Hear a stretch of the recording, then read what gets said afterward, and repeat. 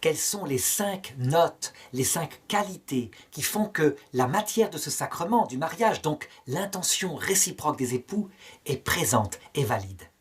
Eh bien l'Église les donne, ces 5 notes, dans son code de droit canonique. Et ça a toujours été les mêmes. Alors évidemment, on doit rajouter à notre époque que ça doit être fait entre un homme et une femme. Ça veut dire qu'il y a un respect de la nature humaine. Le mariage n'existe qu'entre un homme et une femme. C'est comme ça que Dieu l'a voulu. La première des notes, c'est l'unicité. On n'est pas polygame, on n'a pas plusieurs femmes. On s'engage avec une seule femme. Et pourquoi? Parce que Dieu est comme cela avec nous. Nous sommes son seul chéri. Véritablement, Dieu n'est pas polygame, Dieu est infini. Et donc il se donne à chacun de nous comme l'unique. Comme l'unique. C'est comme cela. Donc une seule femme. La polygamie, évidemment, ne permet pas le sacrement de mariage. Deuxième note, l'indissolubilité. Ça veut dire que si l'intention est là, le jour de ce mariage, vraiment apportée, eh bien, ce mariage où on s'engage pour l'autre, pour le meilleur et pour le pire, quoi qu'il arrive, eh bien ce mariage, personne, jamais, ne pourra le dissoudre. On pourrait objecter, mais l'Église dissout bien des mariages. On se trompe. L'Église ne dissout jamais un mariage validement célébré. Jamais. Elle reconnaît par contre que parfois, une de ces 5 notes n'a pas été présente. Que par exemple, une personne s'est engagée, mais pour le meilleur uniquement, et que dès qu'arriveraient des ennuis, elle ne voulait pas s'engager, évidemment. Dans ce cas-là, l'intention, cette note-là, d'indissolubilité n'était pas présente, ce qui fait que la matière du sacrement n'étant pas présente, il n'y a pas eu mariage. On déclarera que ce mariage n'a jamais eu lieu. Troisième note, la fidélité, évidemment. Il ne s'agit pas, même si on n'est pas polygame, d'avoir plusieurs femmes, des maîtresses à gauche et à droite.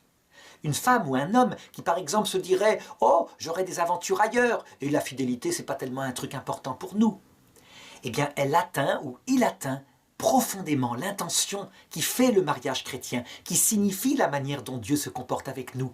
Dieu nous est fidèle, même lorsque nous le trahissons.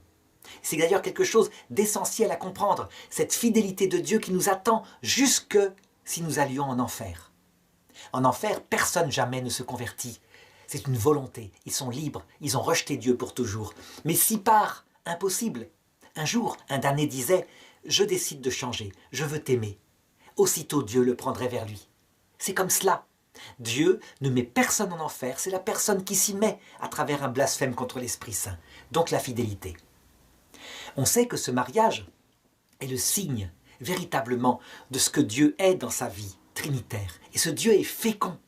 Il n'est pas un solitaire, un bloc éternel, je dirais, qui n'a pas d'intériorité. Son intériorité, c'est le Père, le Fils et le Saint-Esprit. Et donc, la 4e condition du mariage chrétien, c'est l'acceptation des enfants. Ça veut dire que les époux vont se signifier leur amour d'une manière charnelle, mais c'est l'amour spirituel qui donne sa valeur à cette union charnelle. Et cette union charnelle peut être fécond, donner la vie à un être complet, différent d'eux. Eh bien, cette acceptation est essentielle. Ça veut dire que si l'un des deux dit « Jamais je n'aurai d'enfant, c'est même pas la peine, je bloquerai tout, il n'y aura pas d'enfant, c'est entre nous deux et c'est tout », il n'y a pas de mariage sacramentel. Si le prêtre le sait à l'avance, il ne peut pas les marier. Le refus total d'enfants infirme l'intention profonde qu'est la matière du sacrement.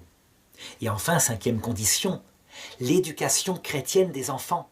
On ne se contente pas de faire des enfants et de les lâcher dans la nature. Non, on va les éduquer humainement et chrétiennement, leur faire découvrir le Christ afin qu'ils partagent cette bonne nouvelle qui fait vivre leurs parents. Voilà les 5 conditions qui vitalisent et harmonisent un mariage chrétien. Si un mariage a lieu par exemple entre un catholique et une personne d'une autre religion, alors elle doit s'engager pour avoir une dispense et pouvoir se marier à l'église à respecter ces 5 conditions.